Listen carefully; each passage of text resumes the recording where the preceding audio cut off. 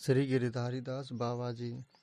ताड़ास के जमींदार राजर्षि बनवाली राय बहादुर के बड़े भाई अन्ना प्रसाद राय की धर्म पिपासा बाल्यकाल से ही प्रबल थी। पिता श्री गंगा प्रसाद राय के देहांत के पश्चात उनका झुकाव ईसाई धर्म के प्रति हो गया। तब परमा भक्ति माँ ने उन्हें श्री गौर किशोर शिरोमणि महाराज के चरणों में समर्पित किया। शिरोमणि महाराज की कृपा से वैष्णव धर्म में उनकी दृढ़ निष्ठा हो गई। शिरोमणि महाराज के देह त्याग के पश्चात सन 1890 में उन्होंने गोविंद कुंड गोवर्धन के श्री कृष्णदास बाबा से वेश ग्रहण किया और राधा कुंड में रहकर भजन करने लगे। उन्हें तीव्र वैराग्य, मधुर विनयपूर्ण व्यवहार और भजनावेश से मुग्ध हो ब्रजवासी वैष्णव उन्हें महात्मा कहकर पुकारा करते। कृष्णदास नामक एक वैष्णव महानुभाव से उनका गाढ़ प्रेम हो गया। उनके साथ इष्ट गोष्ठी कर वे परम तृप्ति लाभ करते। कृष्णदास ने किसी कारण बंगदेश जाने का निश्चय किया। एक दिन पूर्व उन्होंने गिरधारीदास के निकट अपना निश्चय व्यक्त किया। गिरधारीदास चुप रहे। अन्य विषयों पर बातें चलती रहीं, पर उनके भीतर एक ज्वालामुखी सुलगती रही। उसका उद्गार होते देर न लगी। वे भूमि पर लुंठित हो फूट फूट कर रोने लगे। कृष्णदास ने विस्मित हो उन्हें रोने का कारण पूछा। कोई उत्तर नहीं। बार बार पूछने पर बोले, हाय मैं बड़ा अपराधी हूँ, महानारकी और विषयी हूँ। हाय मैंने क्या किया। एक निवृत्ति निरत भक्तिनिष्ठ वैष्णव के भजन में विघ्न उपस्थित किया। हा पतित पावन प्रभु रक्षा करो। उनकी कातरोक्ति सुन कृष्णदास ने पूछा, इतना कातर क्यों हो रहे हैं। उत्तर में गिरधारीदास ने कहा, यह हतभागा ही आपके भजन में विघ्न का कारण है। आपके हृदय में बंगदेश जाने की वासना मेरे ही संग दोष से जागी है।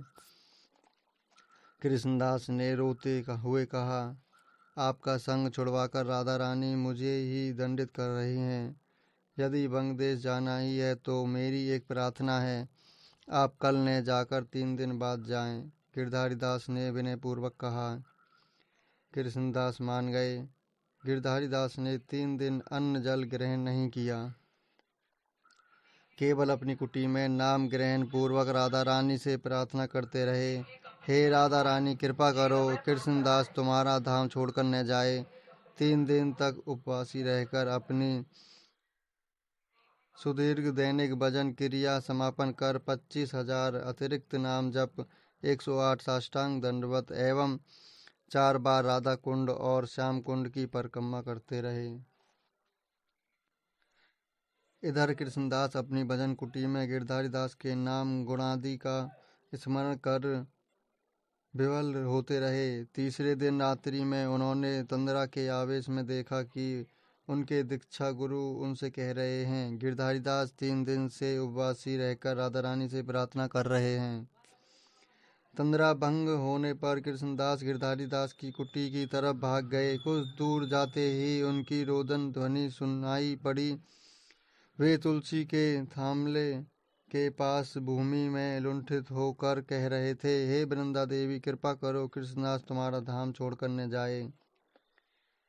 यह सुन कृष्णदास अधीर महात्मा के चरणों में गिरकर वे रोने लगे। महात्मा ने उन्हें हृदय से लगा लिया। दोनों बंधुओं के अश्रुजल से कुंड तट प्लावित हो गया।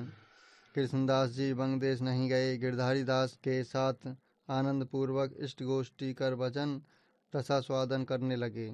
राजर्षि बनवाली जी भी उसी समय कुंड तट पर अपनी राजवाड़ी में रहकर ठाकुर श्री राधा विनोद की सेवा और भजन किया करते। सन 1901 पौष मास की कृष्ण त्रयोदशी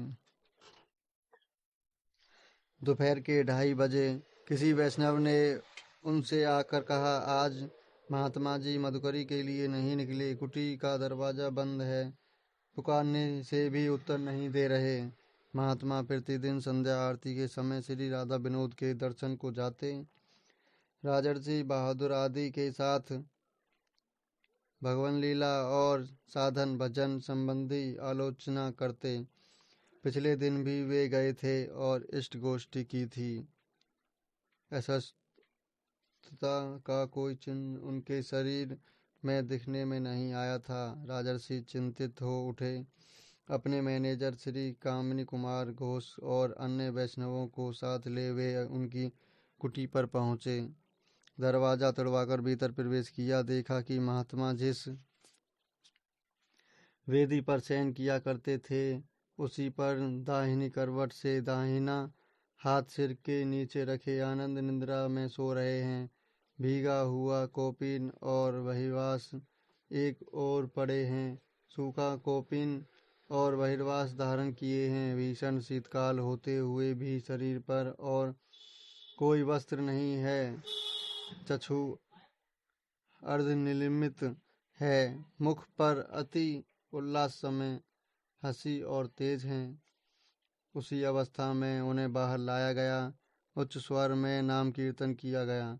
देह में किसी प्रकार का स्पंदन नहीं हुआ, पर देह सख्त भी नहीं हुआ।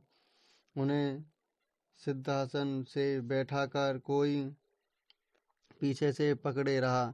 उस समय भी उनका उल्लास समय मुखारबिंद देखकर ऐसा नहीं लगा कि उनके शरीर से प्राण नहीं है।